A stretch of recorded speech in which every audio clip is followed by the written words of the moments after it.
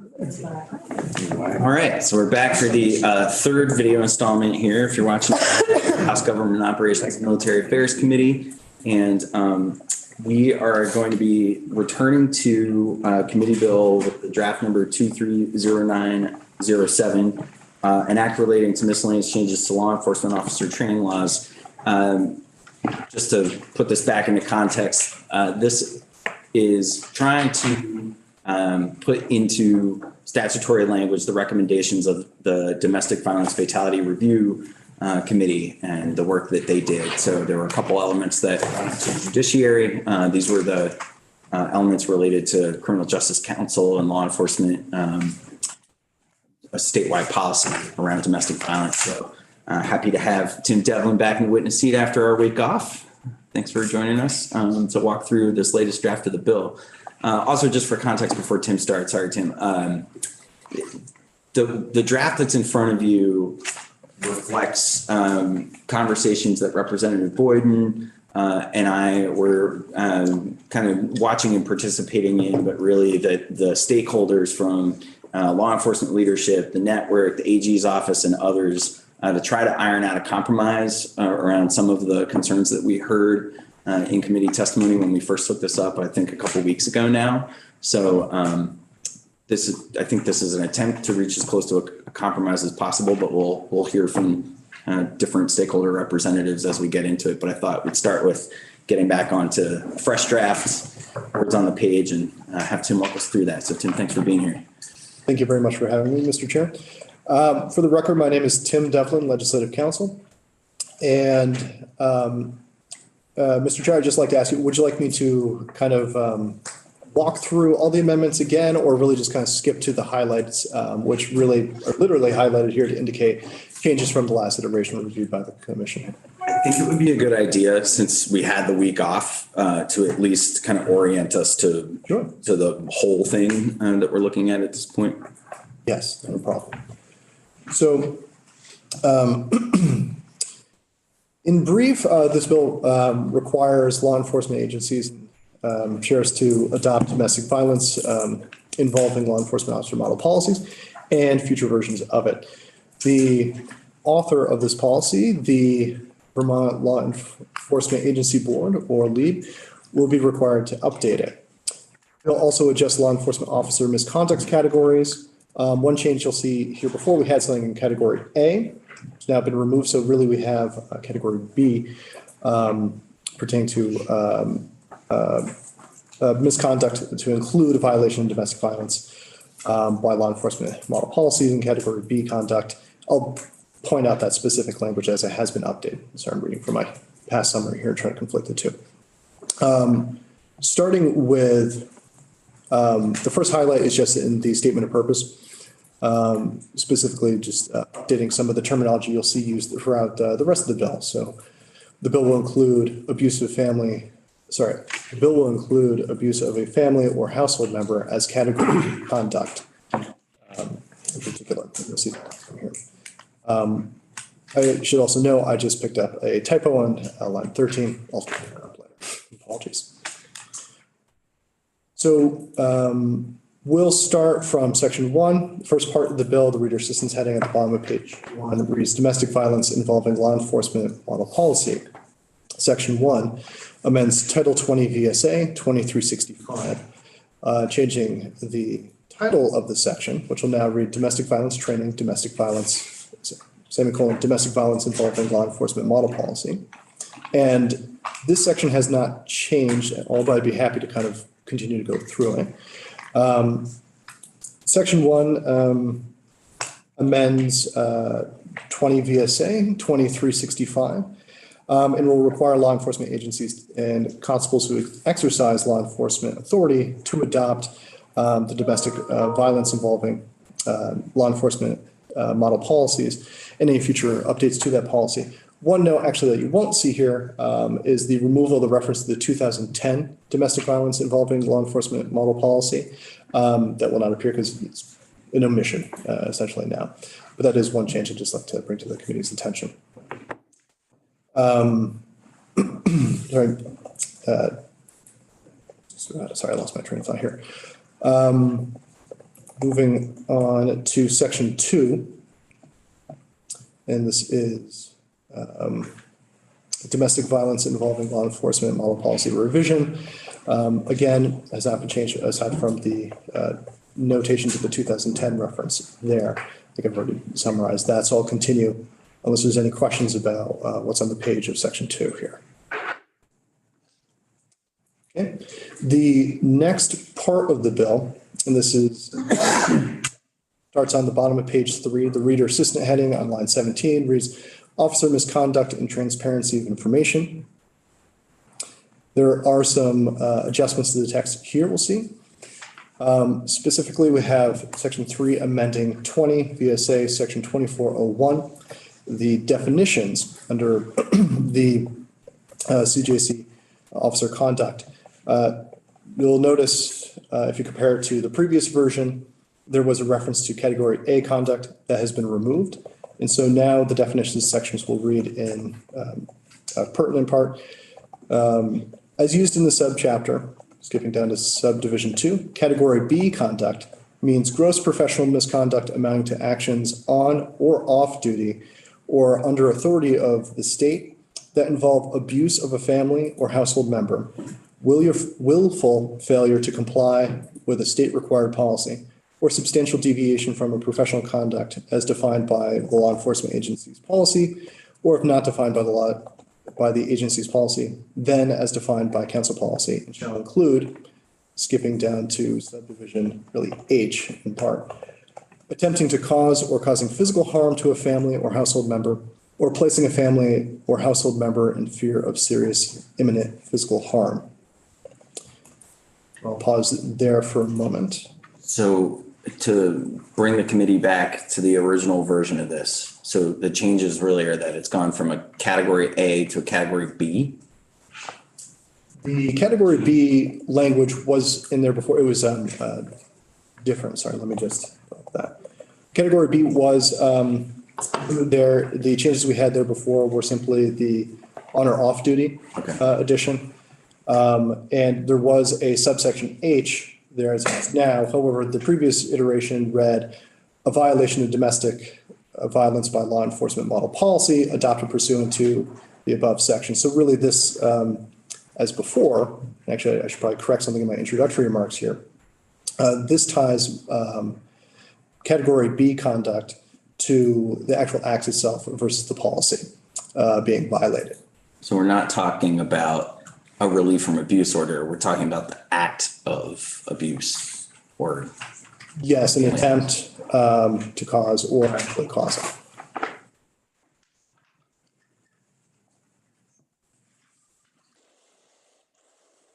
Any further questions about the words on the page on the top here?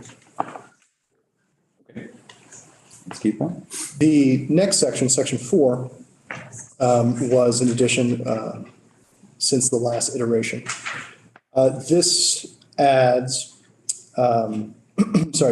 this amends Title 20 VSA Section 2407, which is titled Limitation on Council Sanctions, First Offense of Category B Conduct. And this adds that new category, that new language in 2401 subdivision 2H that we just read in the above section to a list of category B conduct, which would be considered by, in the first case instance, here to a list of other categories of category B conduct. I'd be happy to read through this. So Tim, just to orient the committee and to confirm my assumptions, what's highlighted is new to this draft. Yes. But only the underlying portions are actually would be new law. Yes, that is correct. I should have indicated that. Oh, What does that mean? So that means that most of the text that you see in section 4, unless I'm wrong, Tim, is existing law. It's the things that the Criminal Justice Council can act on a first offense that are category B. And we're adding the 2401 2H, the part that we just created in the previous section, to that list of things that they can act on a first instant. That's correct. As always, new text that will be introduced via amendment is underlined. Anything to be removed is struck through. And anything highlighted, underlined or not underlined, which would indicate that's existing law already, is for illustrative purposes to show what's changed since the last version that was reviewed by this committee. Representative Hango. Sorry, I didn't raise my hand before. So where it starts on page 4, line 18, and it's just highlighted, not underlined. Why was that not in the previous version if it's existing law? Page 4, line 18. Yep. Category B conduct, letter A. Section 4. Yep, sorry, section 4. So all of this is just a new area of law that's being proposed for amendment in this version or draft of the bill. It's not underlined because it already exists. I understand that. My question was, why was it not in the previous version? What has changed since we last saw this? Why is this now included? So I think we'll hear that more from our witnesses that are coming subsequent to Tim about why we're doing it this way. But I think in the original proposal that came out of the committee's recommendations, the idea was that a relief from a final abuse order would be considered category A misconduct. That automatically, the Criminal Justice Council can act on that. And so the category B, unless we enumerate this here in this section, can't go through the CJC process for sanctions until there's been a subsequent offense. So this piece says we kind of shorthanded this, and I think Chair Sorrell could speak to this, but as being like the B+ violations, the category B misconduct that the Criminal Justice Council can actually take action on with a first offense.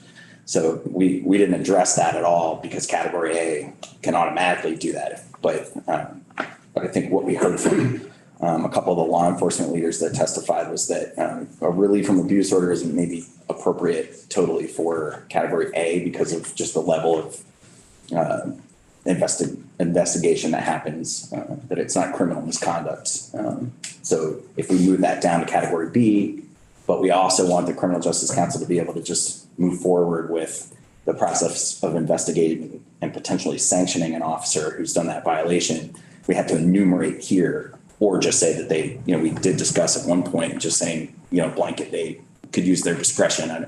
And what we're proposing here is that we just add it to these other things that are category B misconduct, but that the Criminal Justice Council can act on a first offense. We'll hear more about that in testimony about why. And Chair McCarthy, would you like me to do a line by line of this? I don't think we need to go line by line through section 4 because most of this is existing statute.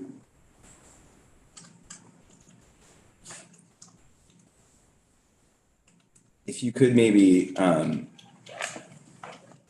just wanted to highlight in paragraph B, the definition of offense. Yes.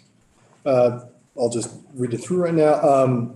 On line 8, B reads, offense defined.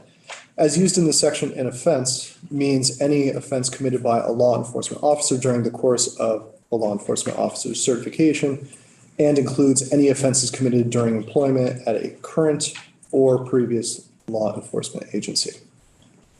So some of the new text is creating a gender neutral term, and then more of substance is the latter underline, which indicates that offense is not only contained to previous employment, but also current employment as well. Representative Hango. Thank you. Can we go back to line 6, please, where it says, or placing a family or household member in fear of serious imminent physical harm. In another bill last year, we had a long discussion about perception and what is perceived to be, and fear of, in my mind, falls into that category. How is that defined? Fear, I will have to check existing definitions elsewhere. I'm not sure if that is actually defined in this title or elsewhere in the VSA, or really pertains maybe common law. I would really defer to the subject matter experts to give you a much more satisfactory answer on that, though.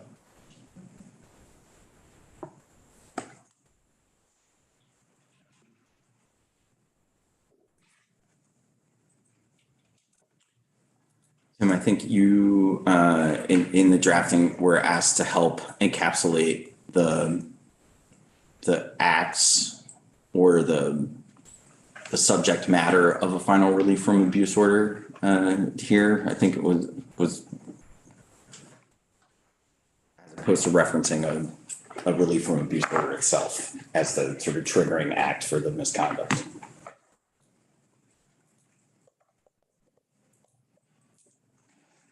I imagine we'll have more discussion about that section. And that concludes the new changes to this draft. The remaining sections 5 has to do with the collection and aggregation of data pertaining to involving domestic and sexual violence, number of complaints in categories A and B, resulting from the filing of charges or stipulations or taking disciplinary action. Then really the housing and publication of that data and reporting back to House and Senate committees on government operations.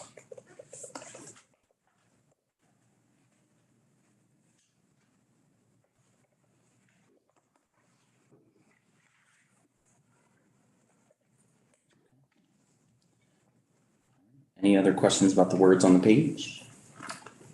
And thank you very much. I think there have been a lot of drafts floating around, so I appreciate your hard work on this. So I'd like to invite our Attorney General, who's here, to take the chair. Thanks for being with us today. Thanks for having me back. And thank you very much for taking up the recommendations of the Domestic Violence Fatality Review Commission. It means a lot, and I'm really I'm sorry that it seems to have taken longer than I anticipated, but really glad to be here on what hopefully is one of the last days of your work on this bill. I wanted to come in person because I think it's important to amplify the work of this commission, which is housed in my office.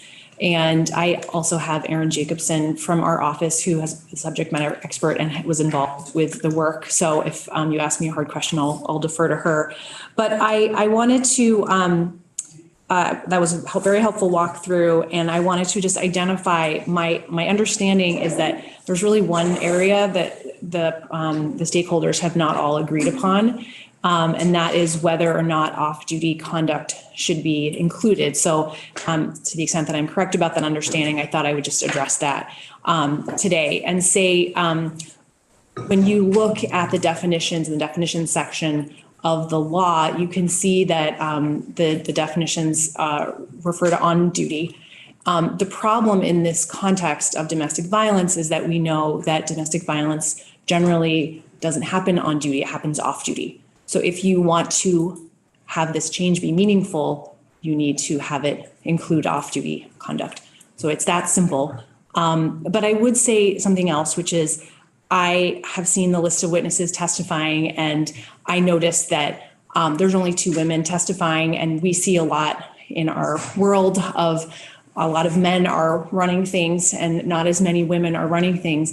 To the extent that I was elected the first woman Attorney General of Vermont, to make sure that voices who maybe haven't been heard as much or people who had maybe been overlooked need to have someone amplify their voice. I would like to point out that if we want to make this change meaningful, we really do need to include off-duty conduct. wanted to remind you of the statistics of the 40,000 victims of domestic and sexual violence in Vermont every year.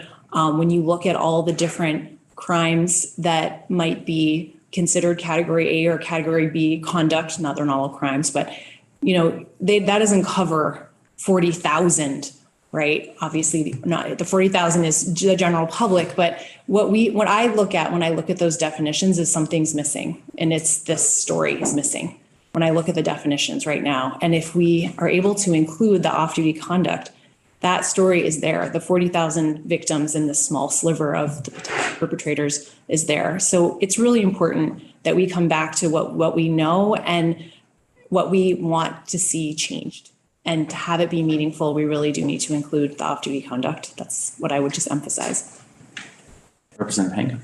You may have said this before, and I'm sorry if I don't remember the facts and figures, the data, but is there any data at all as to how many law enforcement officers of either sex have committed any crimes of domestic violence or sexual violence against their partners off duty? I don't have that information. What the commission's report pointed out was that the statistics, we don't have information that they're any different than from the public at large. What we do know is that law enforcement officers have a particular amount of power that the general average citizen lacks.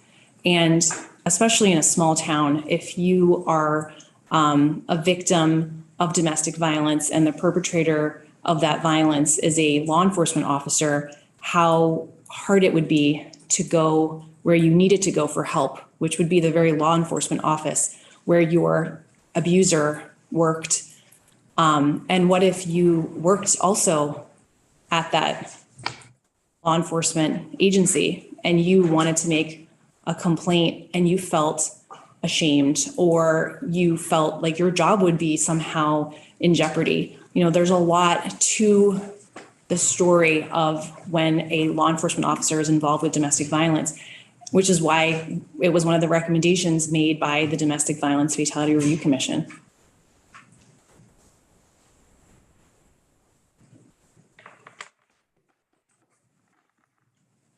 Representative Hooper. Thank you, Mr. Chair. Madam Attorney General, do you have this in front of you? Bill? Yes. Thanks, Aaron. How would, if you're on page 5 of 6, the language that says placing a person in chokehold, attempting to causing physical harm to a family or household member, or placing a family or household member in fear of serious or imminent physical harm, how would you charge that? I'm not sure I know where you are. What line and section? Are you in section 4? Yeah. Okay. 5, line 5. Okay, I think I got it. Section 5, okay.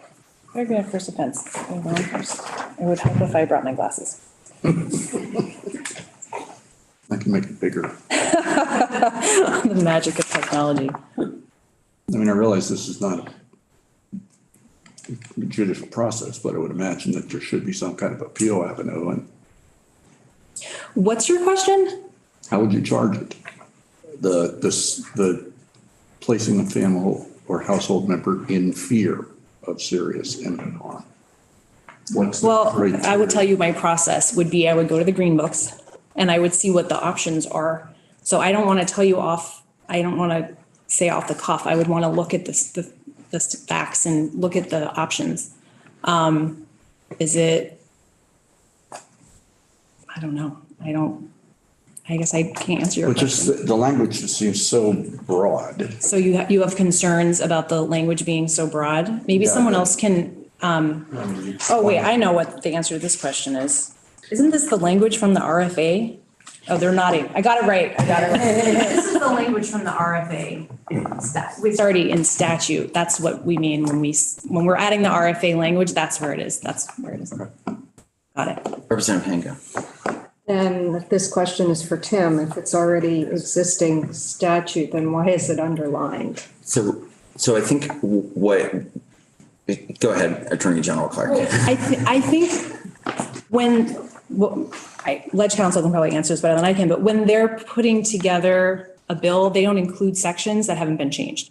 So before, this section hadn't been changed, so it wasn't included, but now it's category B instead of category A, so now we see it.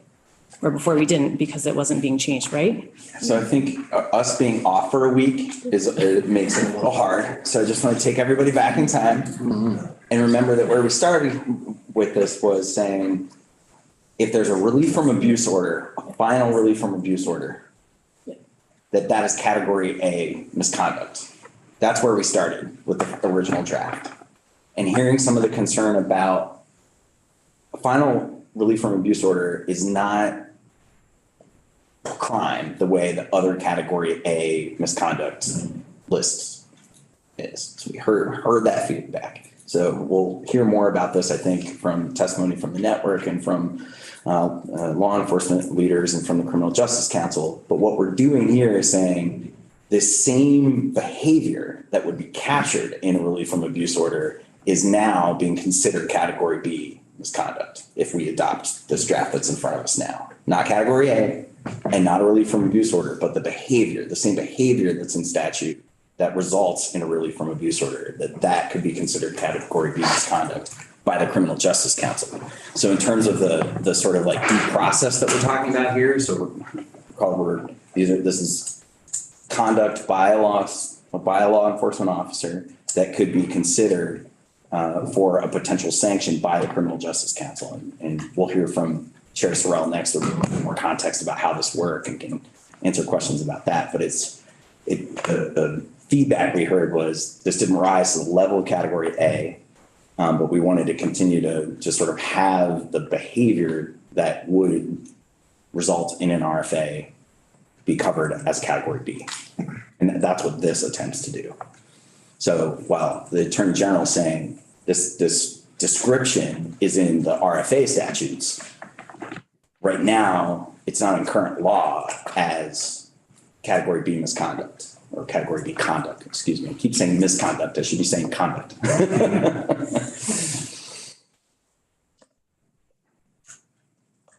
Any other questions for the Attorney General? I had one, which was that I think you did a really great job of reminding us why we started down this path and the work that the Domestic Violence Fatality Review Commission does, actually reviewing the coroner's reports and reports from law enforcement about domestic violence fatalities. And I'm reading the report, it looks like there were a couple of instances where there was a law enforcement officer involved in those fatalities, either as a victim or a perpetrator of domestic violence. And am I remembering that accurately? I'm just trying to ground this in some reality for folks. Yeah, I mean, the way that we look at it and the way that we say it is these recommendations come from the cases we reviewed. Half of the recommendations relate to law enforcement being involved as a perpetrator. So, yeah. And as a reminder, half of homicides every year relate to domestic violence. So if we want to change that, I should say, I know you want to change that because you created this commission to review the fatalities, identify trends, and make recommendations to you that can try to address that problem. They've done that. This is one of their recommendations, and it's in your hands. Thank you. Thank you very much. I would definitely invite you to stay with us. I think we're going to hear from Chair Sorrell next. So great. Please stick around. I'll get you out of the hot seat for now. Thank you.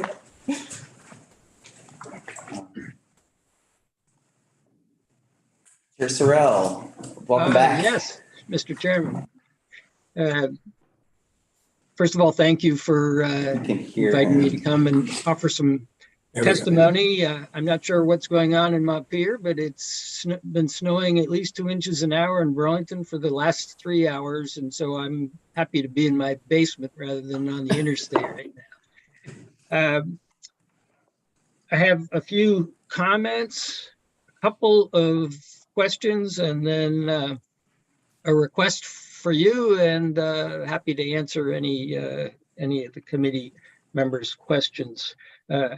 First, on behalf of myself as the chair of the council, Vermont Criminal Justice Council, and secondarily, speaking for at least the vast majority of the council, very happy that you're taking up this matter. We recently permanently revoked the law enforcement certification of a couple of former Vermont law enforcement officers for conduct that related to very significant domestic violence. And so we're pleased to see you underscore the seriousness of this issue generally, but particularly given our authority and jurisdiction within involving law enforcement officers as alleged perpetrators of domestic violence. We're pleased to see that you include the reference to off-duty conduct. I think that deserves to be here in the statute. Excuse me. We think it makes a great deal of sense that you mandate that the domestic violence, a model policy for domestic violence involving law enforcement be completed rather expeditiously, and that by a year from this summer that it'll be adopted universally by law enforcement in the state. A couple of questions are that you say to collect the aggregate data involving sexual and domestic violence. I mean, it sort of goes without saying, but just to create the record on legislative history, you mean that we will collect just involving allegations against law enforcement officers. That's the data that we are collecting, the aggregate data that we're going to correct and report on. So if I'm mistaken on that and you mean that more broadly, please let us know. And secondarily, it's an annual report. We're happy to do that. The reporting date under this draft is January 20. So do you intend that we would aggregate the data and report on a fiscal year basis or on a calendar year basis? I think we can do either. If you envision a calendar year, so it's relatively fresh data, not more than 2 weeks old by the time that we report, just that direction or clarification to us, it doesn't have to be in the body of the bill, but just now with legislative history, that would be helpful to us. I will look to our subsequent guests who could testify to that were involved in some of the details of how that request came together. But we noted that you want us to be more specific, at least here on the record, about the reporting requirements. And just so that you understand, the way the law works in the professional misconduct arena is that if an officer is the subject of a complaint of professional misconduct, no matter what that is, we are to get notice of the fact of the complaint, and then we open a file and it goes back typically to the law enforcement entity employing the officer in question. And typically either that department will do an internal affairs investigation of the facts underlying the complaint. In some cases, particularly for the smaller organizations, it'll be arranged that a different law enforcement entity will do the investigation.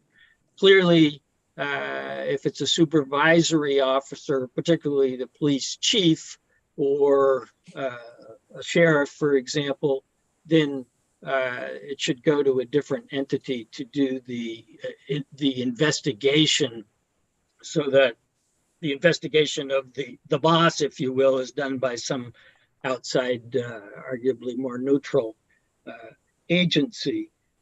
But we, that is the council's hands are tied for taking action while that investigation is going on. We get the result of the investigation, the decision by the employing agency, what, if anything, that it is doing or has done in a punitive nature in response to the results of its investigation. We can send it back for more investigation. We can conduct our own investigation or our own additional investigation. If there is a criminal charge arising from the conduct, then that's a so-called Category A violation, but we need to take a back seat while that case is going through the criminal courts in order to respect the officer's privilege against self-incrimination and such.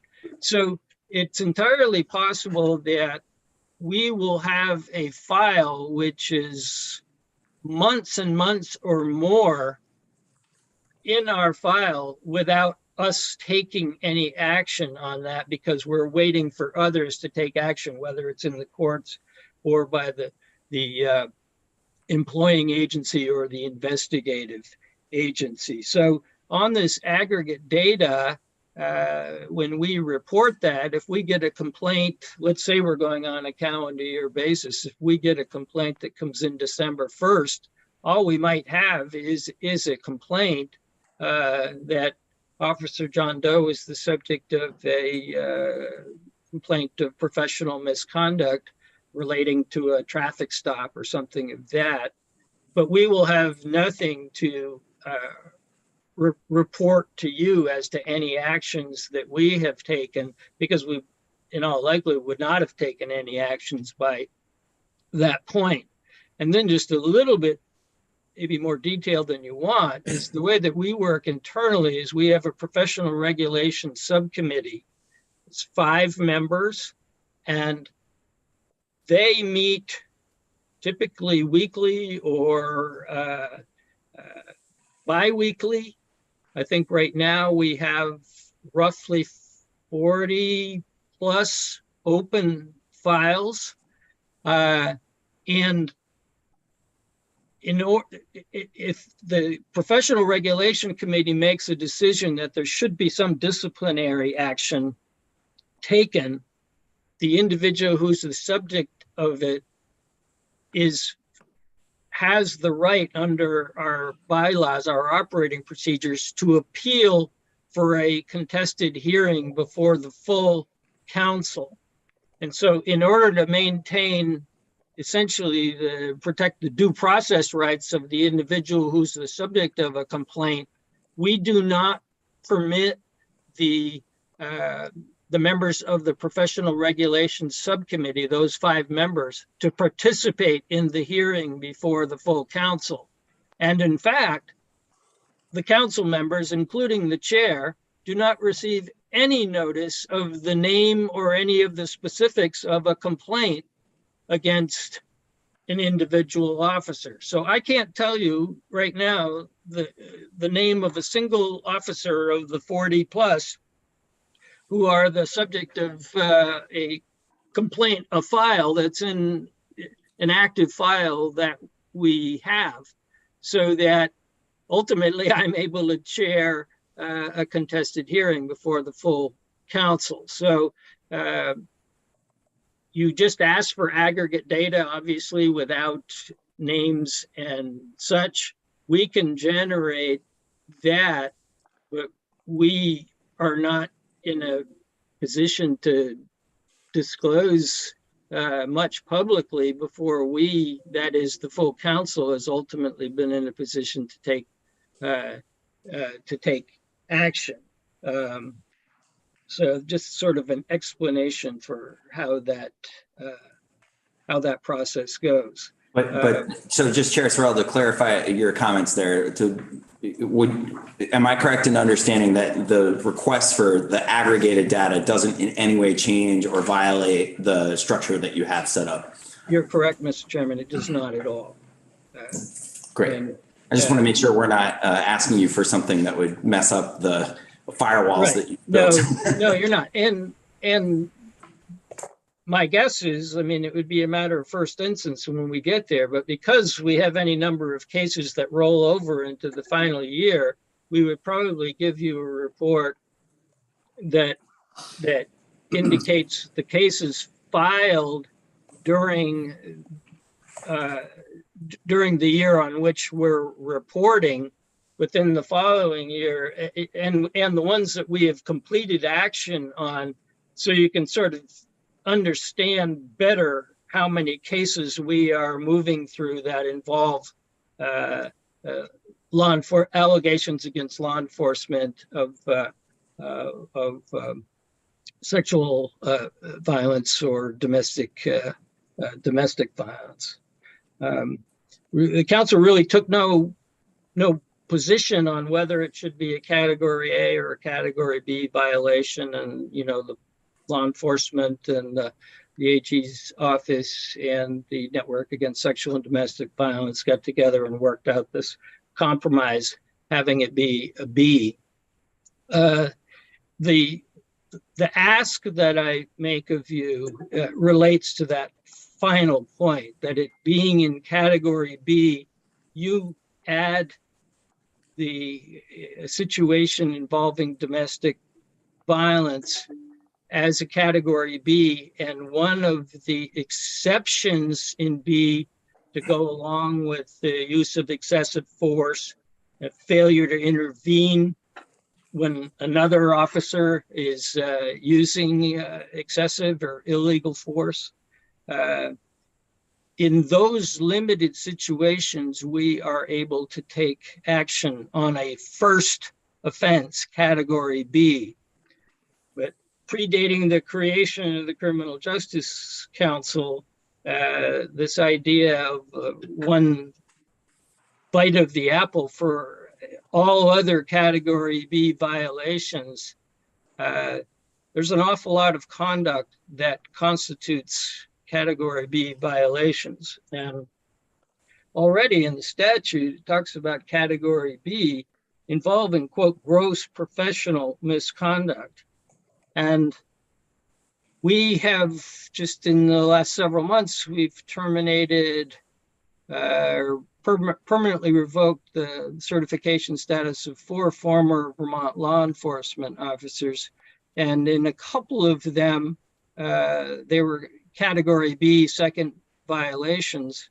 And in one or both of those, I know that there were council members, including myself, who found that the first category B offense involving the officer was at least as serious or egregious as the second.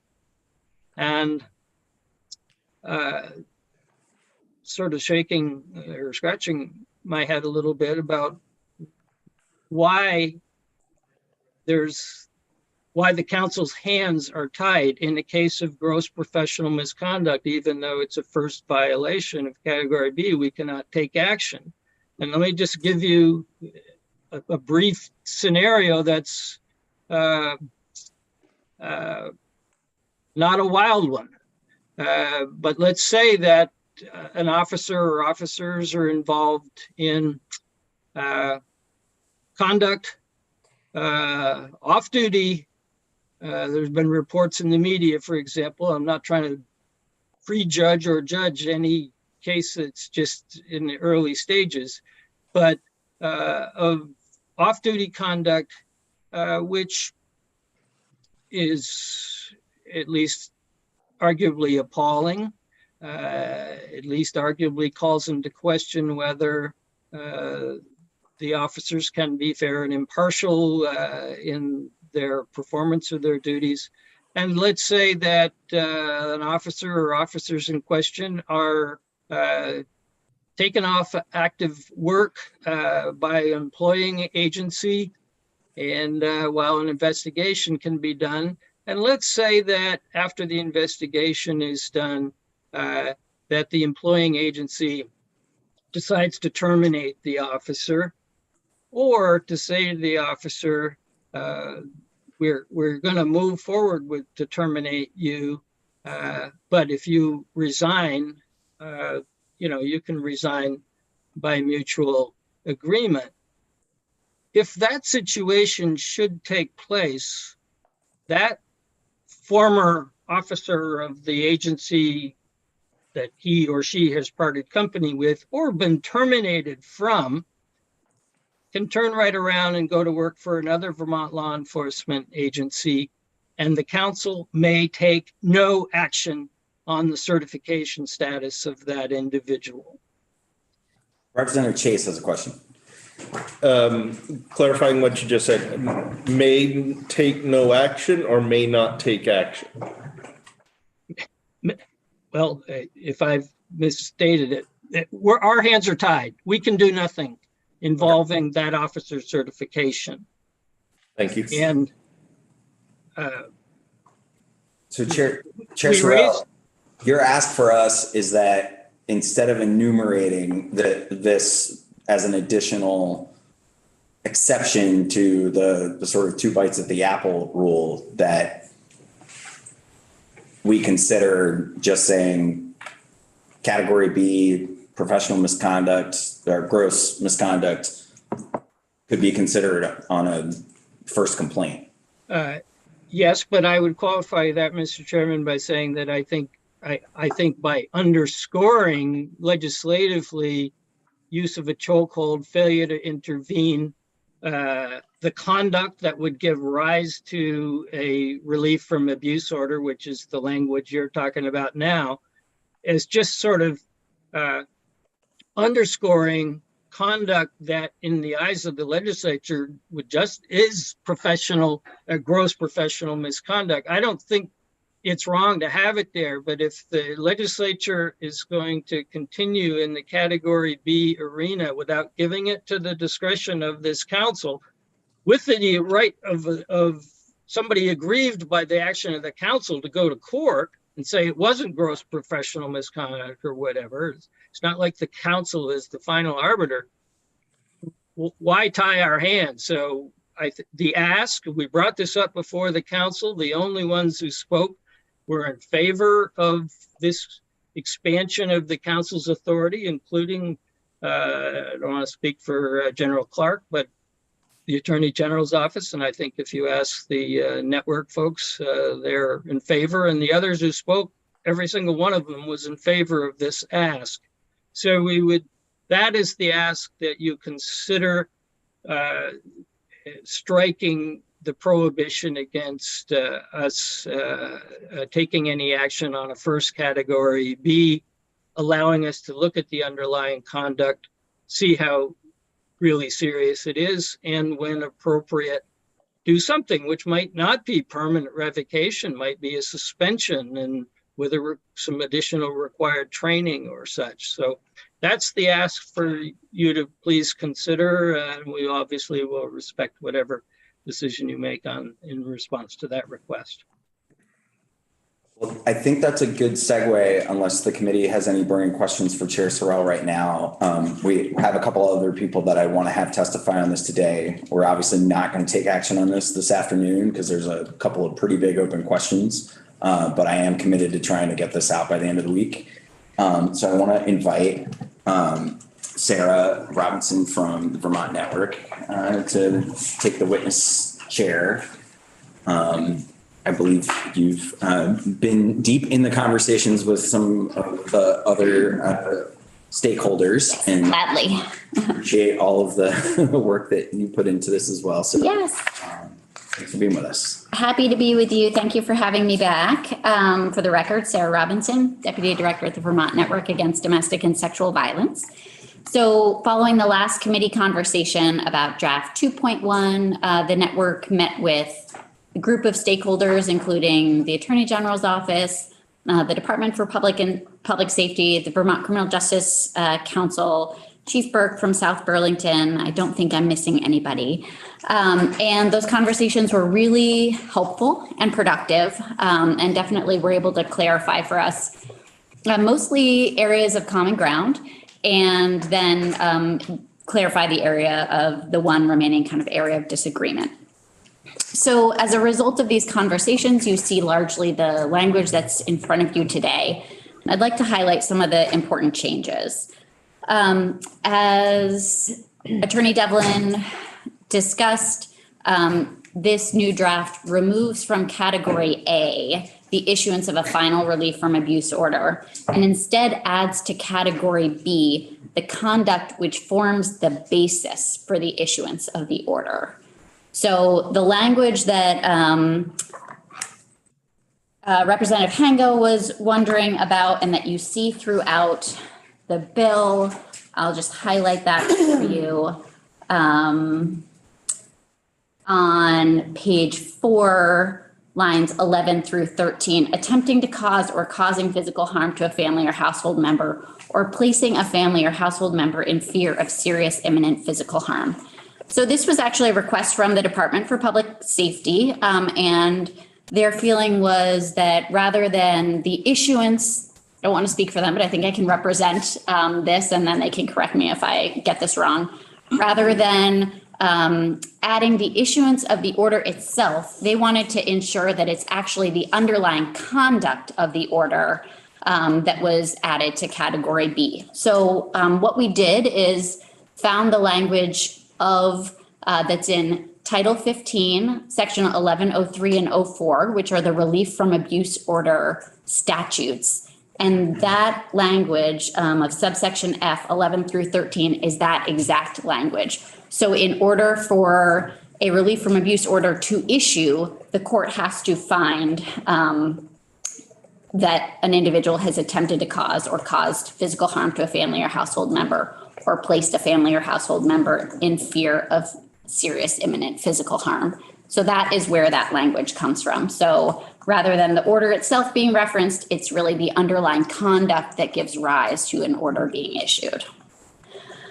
The second really significant change is we removed from category B in draft 2.1, there had been a violation of the LEAD policy. So category A was a violation, a category A violation could constitute a final relief from abuse order. Category B, the previous draft had or a violation of the LEAD policy. So our feeling was that this was also a request of the Department for Public Safety, was to remove specifically from category B a violation of the LEAD policy. But our feeling is that once the LEAD domestic violence policy becomes a required statewide policy per this bill, as you're asking them to do, that a violation of that policy would automatically be category B conduct. Pursuant to, I'm gonna find the exact reference for you.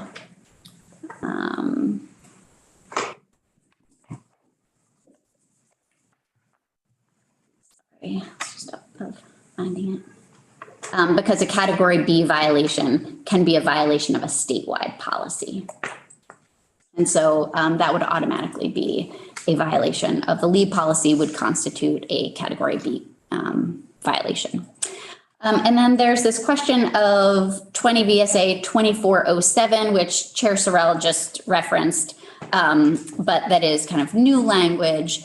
And that is this issue of kind of the second bite of the apple, or second time around, which has been discussed, which is really clarifying that we want to ensure that the Vermont Criminal Justice Council has the ability on the first time there is a category B domestic violence related violation, that they are able to take action.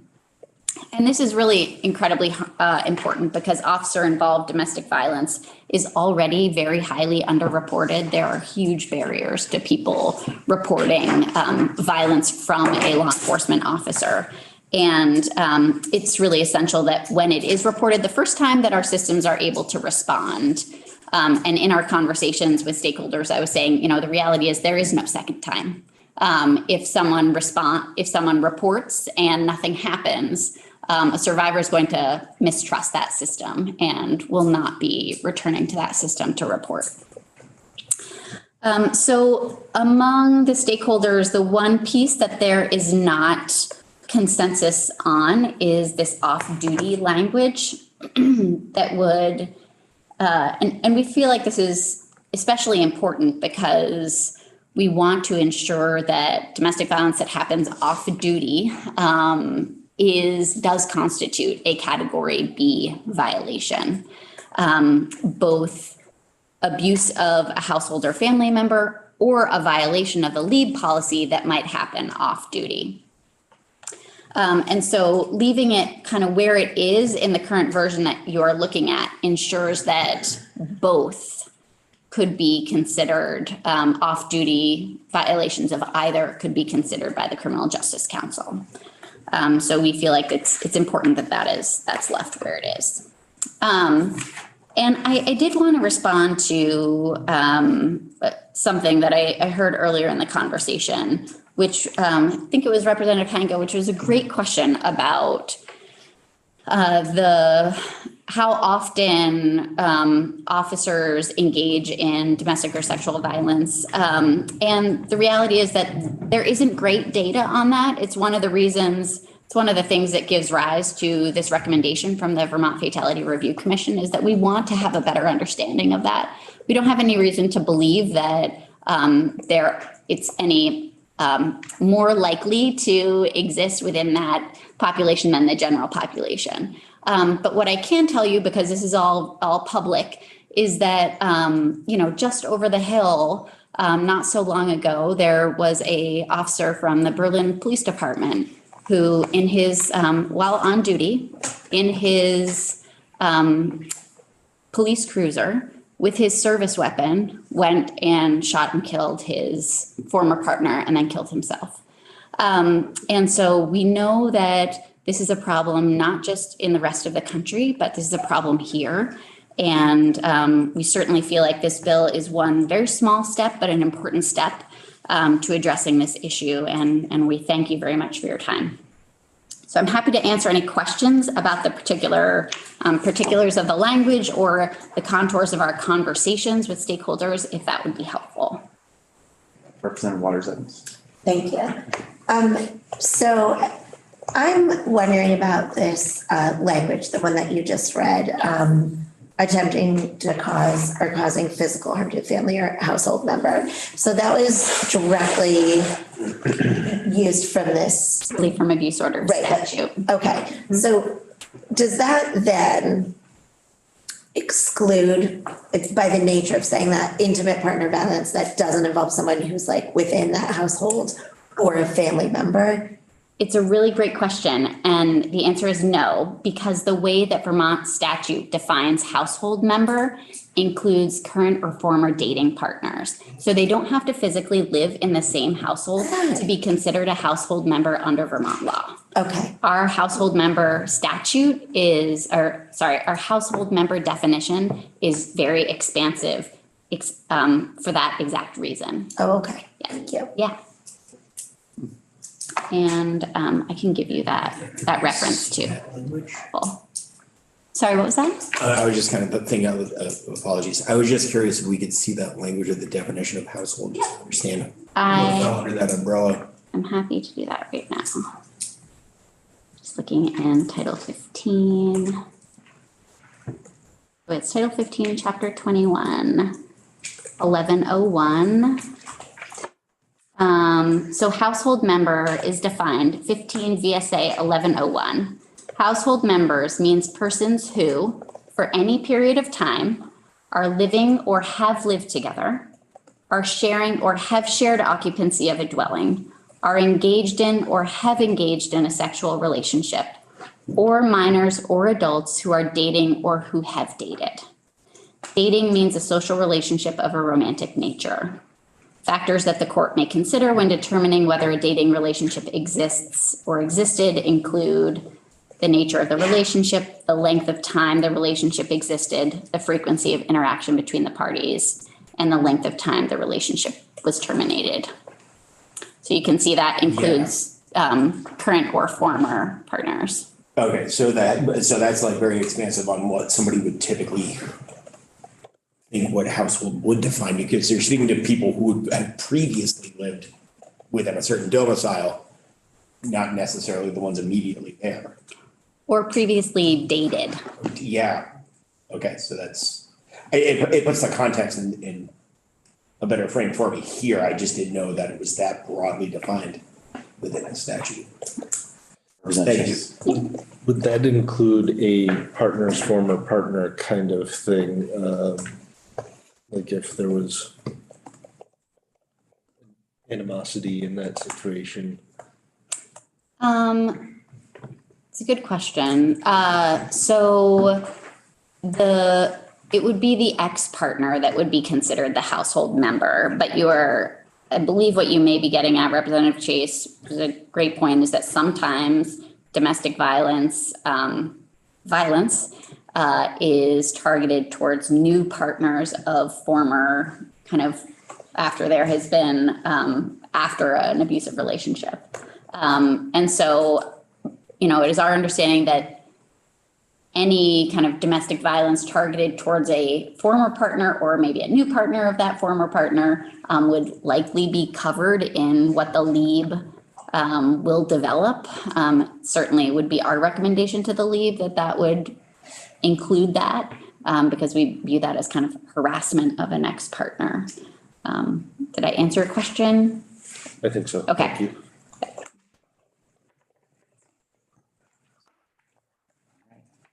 Anything else for us, Sarah?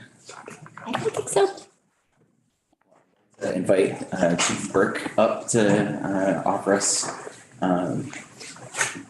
feedback, who's the chair of the lead. So would you? Oh, sorry. I am really. I was on vacation last week.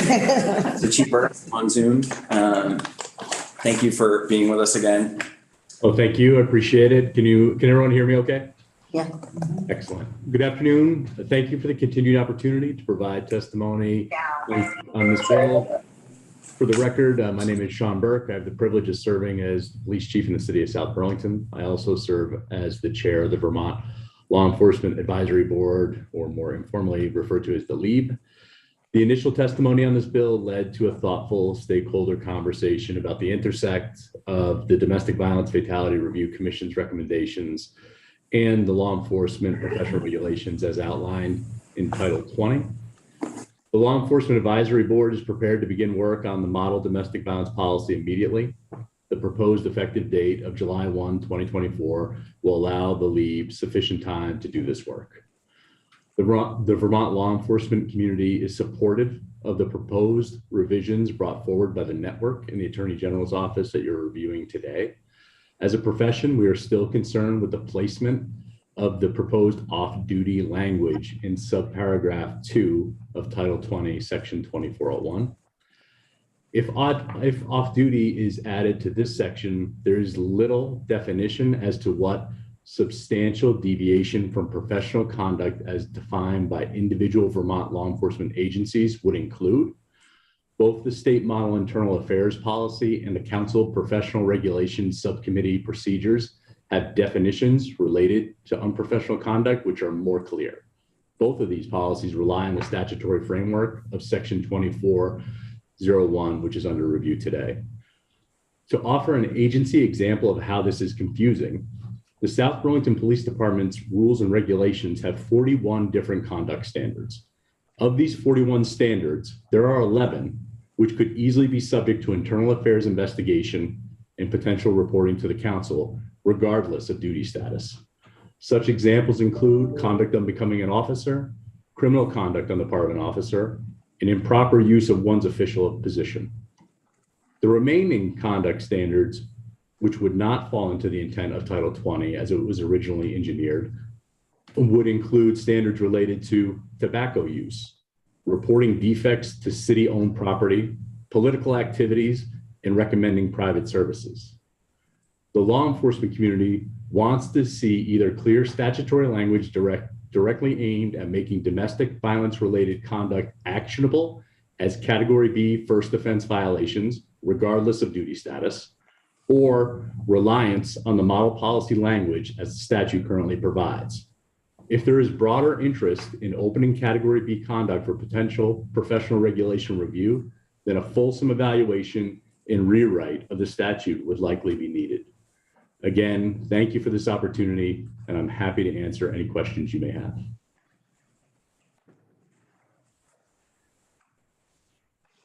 Questions for Chief Burke? Representative Nugent. Are you saying that the way the statute is right now would support behavior being considered something that you would take action on if it was off duty already, like any domestic violence behavior? Is that what you're saying? When included in the state model policy, yes. Right now, I can only speak for the professional standards of this organization, and our policy would allow for us to hold officers accountable for what we have in our domestic violence policy.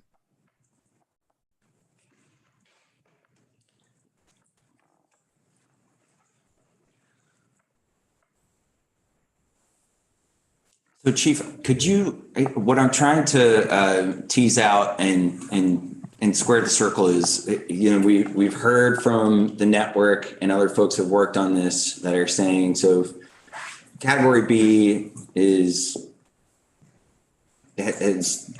up until now, where we're bringing in this off-duty behavior to cover, if we keep this language, the model policy. If there's a violation of South Burlington's department policies by an officer that rises to the level where there would be a complaint before the Criminal Justice Council, I'm trying to really drill down to what's the concern here? Like, I hear the concern about being clear that we don't want frivolous complaints being heard by the Criminal Justice Council. With 40 open cases, they've got a docket of some pretty serious conduct complaints. I guess I'm trying to drill into, like, what's a specific example of a concern here, what the consequences would be of us including model policies or departmental policies, that kind of conduct that would violate those policies as a potential Category B violation. It's a great question, and I think your next witness might be more fluent in the topic. But to be clear, the entire Vermont law enforcement community wants domestic violence related conduct actionable by the council, and there are disparate levels of policy throughout the state. That was a finding of the Fatality Review Commission as it pertains to domestic violence and when employees are involved. To your point, what I don't want to see is the door open to this it's an undefined category, substantial deviation from a departmental policy. That's just overly broad, and absent the definitions, I don't think we would have clear enough guidance on what to use the state model internal affairs policy to investigate, and then what to report. The issue here to move this bill forward is the focus on domestic violence related conduct. And, I think that should be the focus of the committee from my purview. But I think that your next witness can also offer, how this potential addition to 2401 could really entangle some labor issues that would be confusing and complicated when we're trying to adjudicate these cases. Okay. Any other questions for Chief Burke at this point? I would invite you to stay on. I really do, now that you've said that, want to hear from Mr. Jones. Any questions for Chief Burke from the committee before we move on? Thank you. Right. Thank you so much for being with us.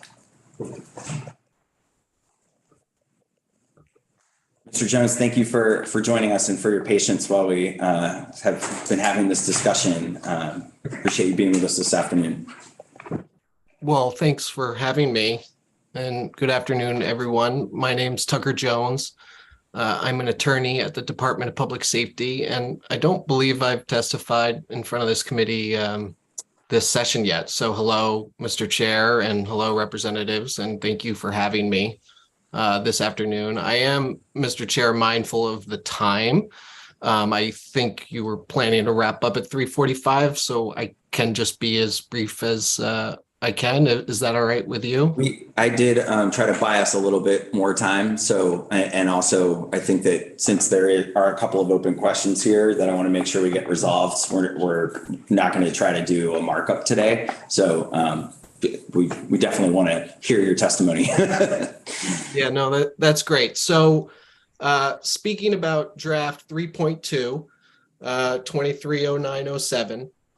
So there is broad support and consensus on almost everything here in the draft before you today. I think this new structure, focusing on the underlying conduct in category B, provides clarity that abusing a family or household member would be actionable by the council for a first offense on or off duty. And there is broad support for that clear authority. Again, for any abuse of a family or household member on or off duty would be actionable by the council. And I've heard no concerns about that policy goal. And this draft makes strides to achieve that. And I very much appreciate working with Sarah and Aaron on that language. And I think the bill in front of you is a better bill as a result of those conversations that we've had recently. But of course, I am mindful of the time and that you are going to be looking to pass this out shortly.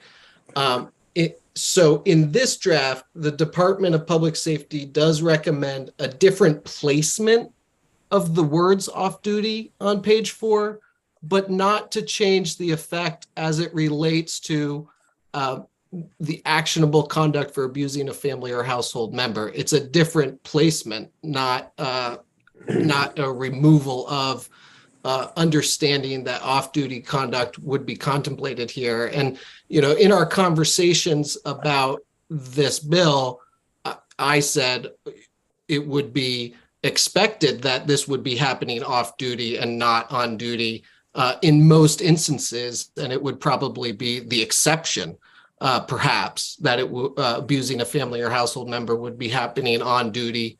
And so there's kind of broad recognition of that fact. But nonetheless, there is some concern about the placement of this in the definition of category B conduct on page 4, section 2401, subsection 2. So in the current bill, off-duty is added to the definition of category B itself, along with a reference to abusing a family or household member, which is also enumerated as an example of category B conduct in a new subsection below, subsection 2H. So this is somewhat confusing because none of the other enumerated examples of category B conduct are included in the actual definition itself in subsection 2. So that's one that's an area of concern of that language about abusing a family or household member in the definition and in the enumerated subsection below. But it's also unclear. Mr. Jones, if I could this has been a point of some confusion here in the room, and I just want to make sure we're really, really clear. So the enumeration that you're talking about is in the exceptions, right? And so I believe you're talking about the exceptions toward the sort of inability or the tying of the hands of the Criminal Justice Council to look at a category B conduct as on the first complaint.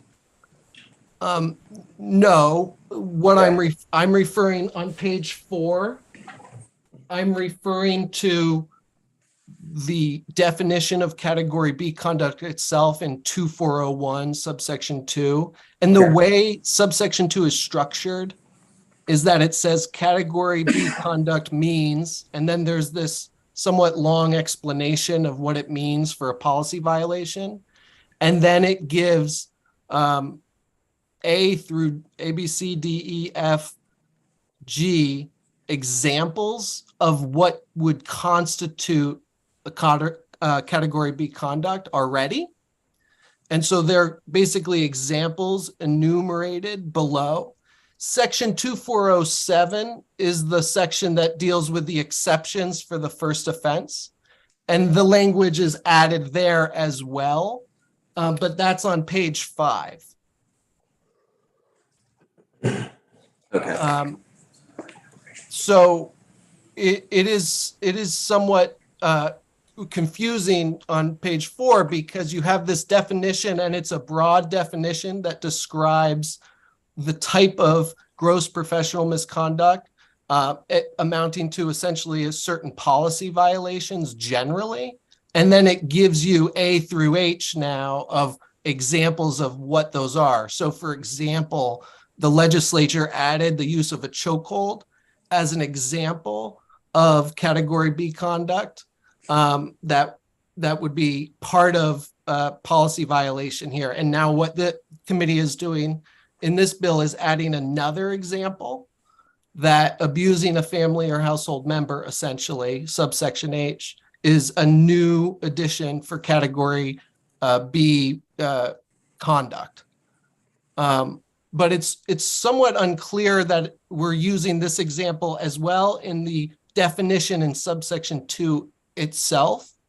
And it's somewhat unclear as well how or whether this language expands category B conduct generally to a range of off-duty conduct for the other enumerated examples, A through G.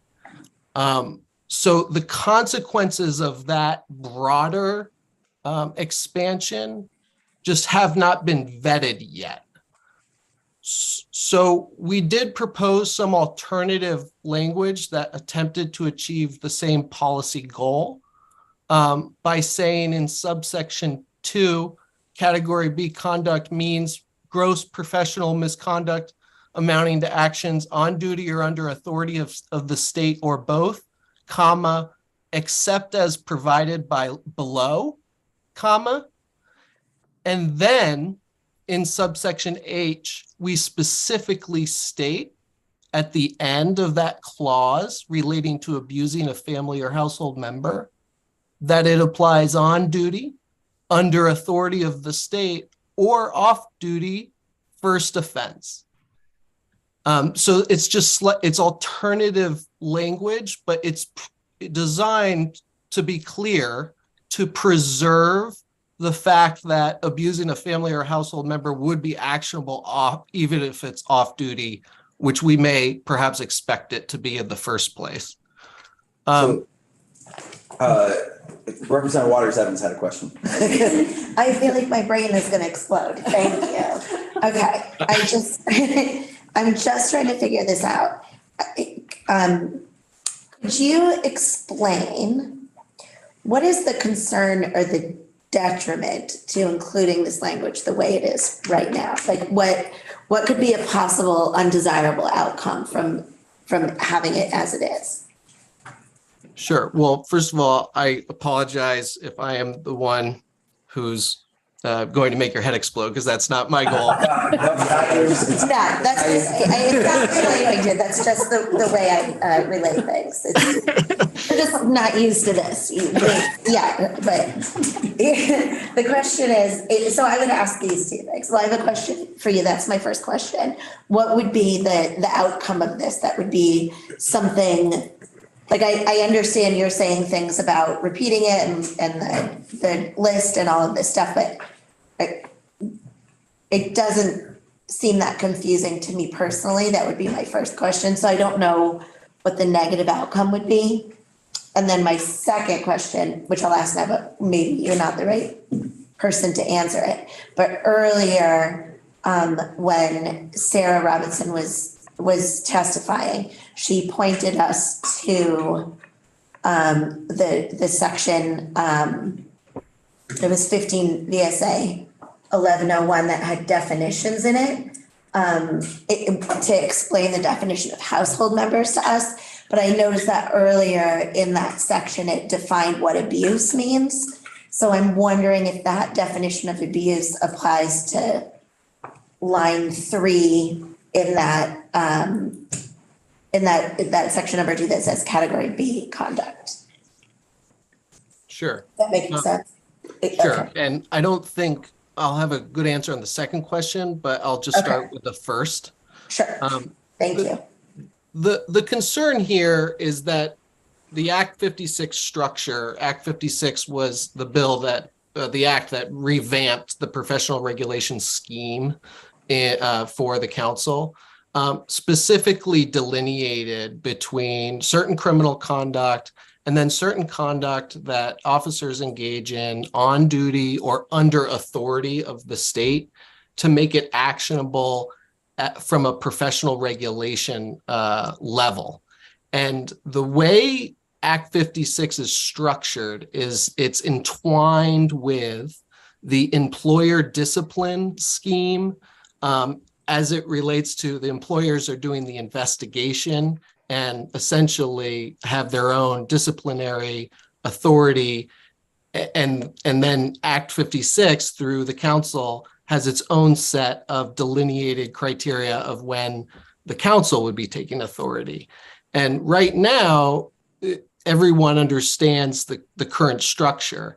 And if we're going to be changing the underlying definitions of the terms, we want to make sure that the employers and the employees are on the same page about what could result in professional decertification or other action by the council, so the employers aren't taking inconsistent employee discipline action at their level. Because one of the reasons this was structured the way it is because we didn't want to, I say we, I wasn't around at the time for Act 56, but one of the reasons I understand it was structured in this manner was because you didn't want to have an employee discipline that is less than termination, then resulting in the council taking action on decertification. So you have an employee who is still employed but decertified by their public employer. And this was the balance essentially that was struck at that time to define what could result in decertification. And our proposal here from our commissioner is that if we are going to essentially crack open Act 56, that is fine if that is the wish of the committee or stakeholders or both, but she recommends that we do so in a systematic fashion so that we're not creating unintentionally some imbalance at the employer discipline level that is going to take some time to catch up to whatever changes that we make through professional regulation. So that's the gist of it. The bottom line is that it's a broader conversation from our perspective to be adjusting the framework for professional regulation because it happens to be intertwined with the employer authority to discipline their employees at that level. So I'm not sure if that answers your first question or not, but that is the broader concern. So we're running short on time. So I do want to just say we are definitely going to come back to this later in this week. I don't know exactly when. The current moment, I'll figure that out after we break. But I did just want to ask before Mr. Jones leaves, and then I saw your hand up, Representative Nugent, so I won't forget about you. I'm just looking at I'm listening to the testimony from Chair Sorrell and thinking about different ways that we've tied the Criminal Justice Council's hand. I really want to respect Act 56 and the concerns we've heard about off-duty conduct. But when you just look at the enumerated things that are Category B conduct, sexual harassment involving physical contact or misuse of position, misuse of official position for personal or economic gain, excessive use of force, biased enforcement, use of electronic criminal records database for personal, political, or economic gain, placing a person in a chokehold, failing to intervene and report to a supervisor when the officer observes another officer placing a person in a chokehold or using excessive force. My original question is one I would really love folks to answer, which is, if a law enforcement officer does any of those things, whether they're on or off duty, and there's a complaint, and then it's heard, and then the officer has the opportunity to appeal whatever decision the Criminal Justice Council makes, what is the concern? What is the bad result that we're looking to prevent? These are some pretty serious behaviors that we're talking about here in category B.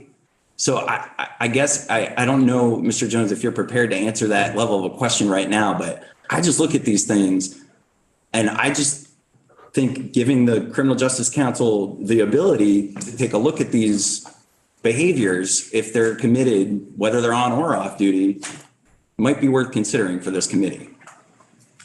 And for purposes of today, Mr. Chair, what I can add is that those examples that you just enumerated from A through G, they are all contemplated to be on duty or under authority of the state in the current current definition of category B. And so this is the subsection H was the first one essentially that we're adding here, that we're specifically contemplated under the statutory scheme, at least, to now include off-duty behavior, whether it's under authority of the state or not. So if you look through A through G, for example, all of those were contemplated to be on duty or under authority of the state in some capacity. Okay. And none of that precludes the employer from disciplining their employee up to termination for a variety of off-duty conduct that Chief Burke referenced in passing in his testimony.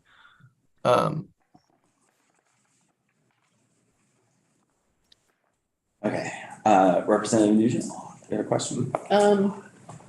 Kind of just wondering if I'm thinking about this the way, or understanding what you're saying, which is, it feels like a Venn diagram to me a little bit. I don't know, is that accurate? Like, where this is placed is not necessarily going to affect the outcome that happens to the officer, but it will affect how efficiently it gets handled.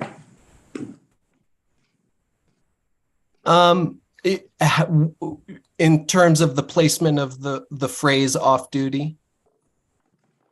Yeah, because it sounds like you're saying the conduct itself agreed that needs to be something that, I guess that's part of my question. So right now, the conduct can be dealt with at the local level, but it can't be dealt with at the CJC level, or can it?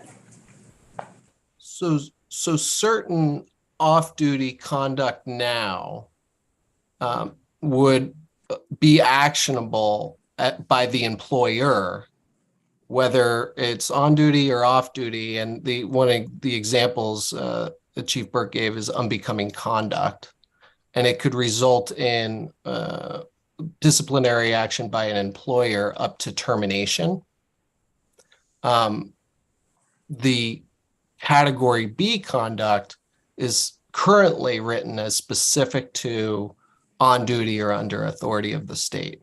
And there is broad consensus that as it relates to abusing a family or household member, that it should be specifically drawn out. In this case, we're proposing in subsection H itself to include on duty, off duty, or under color of or under authority of the state. In that subsection is just the proposal here. But the effect for abusing a family or household member would be the same. which is that first offense, it doesn't matter whether it happens on or off duty, it would be actionable by the council for a first offense.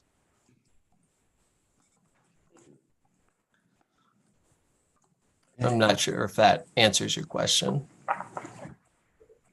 So I think we've got a little bit of work to do here to suss out whether this off-duty piece is going to be in the specific to this new H offense or, and I just don't think that's a question we're going to answer this afternoon, but hopefully this week. I really appreciate the candor of your testimony. I'm a little bit concerned, I just got to say, on this particular issue. I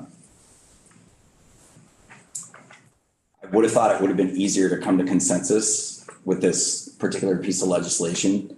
And I think we've got a little bit more work to do before we're at the finish line with it. We had one more bill that I hope will be very simple for the committee to address. So I'd like us to, if there's a couple of burning questions, we can do that. And then I want to pick this back up in a day or two. Representative Hooper. I think, you know, aside from the head explosive across the aisle from me, the terms that we're using seem to be crying for the subject matter expert to arrive from someplace. You know, once you take the oath, I don't know that you're ever really off duty. Right. You always have the ability, the obligation to step forward. My friend over my shoulder here might be able to lend some color to that, but it seems like we're not talking about once you're employed, you have a certain level of expectation, and on duty or off duty doesn't really cloud it that much. Take note. I mean, it sounds like a morality clause that's common in some aspects of employment in other sectors. Yeah.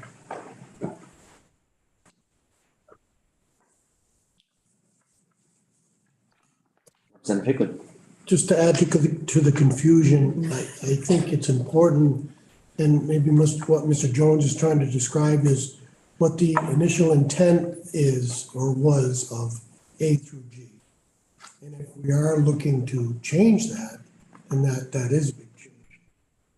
So again, that's what I'm hearing is that under the category B, those A through G are looked at differently. Were looked at differently when it was created. And now if we're going to put in a provision that it's on and off in the actual wording or description of category Bs, that's where the concern lies, if I hear Mr. Jones correctly. That is correct. And it may be that there is broad areas of consensus within these two topics really of on and off duty conduct and first offense conduct, better defining what it is, the conduct that we're trying to get at here. What the department's recommendation is to essentially decouple the specific DV considerations that there is broad consensus about from this broader conversation that implicates broader policy interests relating to the scope of authority for council sanctions. And when it comes to the scope of authority for council sanctions, the recommendation that we have is that we study this matter in a systematic way that addresses all of the concerns that we are hearing from witnesses and from the committee, that takes into account how the structure was originally contemplated when it was passed under Act 56.